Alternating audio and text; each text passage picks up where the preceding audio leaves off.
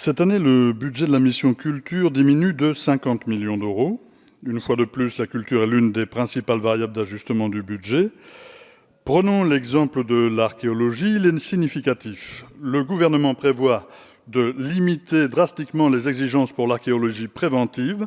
Le taux de chantier diagnostiqué a considérablement diminué, passant de 10,5 à 8,6%. Pire, l'objectif du gouvernement est de limiter le recours à ces diagnostics entre 6 et 8%. Ces quelques points de moins, ce sont des milliers de sites archéologiques qui sont détruits au seul bénéfice de la rapidité des chantiers, de la profitabilité des entrepreneurs. La situation de l'archéologie est un des symptômes des positions ultralibérales dont souffre la culture dans ce budget. Bâtir plus vite au détriment du patrimoine architectural, consommer plus, se cultiver moins. La seule ligne budgétaire qui augmente, c'est celle du pass culture. Cette disposition est l'archétype de l'individualisation et de l'hypermarchandisation de la culture. Il s'agit ici d'accepter le formatage culturel que l'on nous impose. Il faut être réceptif à la consommation d'un produit culturel. Un des principes fondateurs des Lumières consistait à libérer l'être humain de ces diverses tutelles. Ce projet d'émancipation par l'art et la culture annonçait alors le concept de citoyenneté. Vous le substituez par une financiarisation de la culture au profit exclusif de la sphère privée et au détriment, lui aussi exclusif, du bien commun. Une mesure permettrait de démocratiser la culture. Il s'agirait notamment d'ouvrir gratuitement les portes des musées à des millions de nos concitoyens et concitoyennes. Le dimanche, 80 millions, voilà ce que coûterait cette mesure. C'est 5 fois moins que le coût du pass culture est tellement plus efficace. À l'endroit de la création et de leurs auteurs, vos propositions sont quasi inexistantes.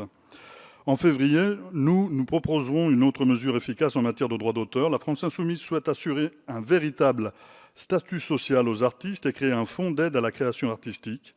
Il faut assurer un revenu digne aux artistes et une protection sociale convenable. Ces assurances données à nos créateurs seront financées par une taxe sur les droits d'auteur des ayants droit de 15 à 70 ans après la mort de l'artiste. Au-delà, les œuvres tomberont dans le domaine public, comme c'est le cas dans le droit positif. La loi reprendra donc le vieux rêve de Victor Hugo, qui proposait, vous le savez, d'aller encore plus loin dans la solidarité intergénérationnelle entre artistes. L'une de vos propositions dans la mission Médias, Livres et Industrie culturelle, à laquelle est rattachée l'avance à l'audiovisuel public, prévoit de vider le fonds stratégique pour le développement de la presse au bénéfice de Presstalis. L'entreprise est en difficulté, ses salariés également, mais en ne sauvant que provisoirement Presstalis, vous mettez en danger les autres acteurs du secteur, et notamment les médias en ligne. Il faut sauver Presstalis, assurément, et le secteur de la distribution tout entier, mais il faut le faire bien. Nous proposons alors la création d'une coopérative unique de distribution de la presse soutenue par l'État. Cette possibilité d'organisation intelligente et raisonnée de la distribution de la presse a déjà été proposée par notre collègue Marie-George Buffet dans sa proposition de loi de 2013. Dans la même logique, les aides au portage de la presse devraient être supprimées pour soutenir les médias de proximité. Il faut organiser plus simplement et plus complètement la distribution de la presse en France. Le projet de loi de finances du gouvernement acte que le budget de France Télécom chute de 68 millions d'euros. À cette forte diminution, il faut ajouter la suppression de l'affectation de la TOCE de 85 millions d'euros. Depuis la création de cette taxe, destinée à compenser le manque à gagner dû à la suppression de la publicité après 20 heures sur le service public, son affectation au budget de France Télévisions se fait de plus en plus discrète. Cette taxe a une affectation, nous devons la faire respecter. Si le reste du budget de l'État est en souffrance, alors créons de nouvelles taxes ou permettons-nous quelques nouvelles économies, notamment sur les cadeaux aux nantis dissimulés en niche fiscale. Ce n'est pas le budget de France Télévisions qui doit souffrir de l'incapacité du gouvernement à équilibrer les autres postes de dépenses, et rien ne justifie de telles coupes dans les budgets. Ces restrictions, chers collègues, n'auront d'autre effet que de dégrader les conditions de travail et la qualité des programmes proposés à nos concitoyens et nos concitoyennes.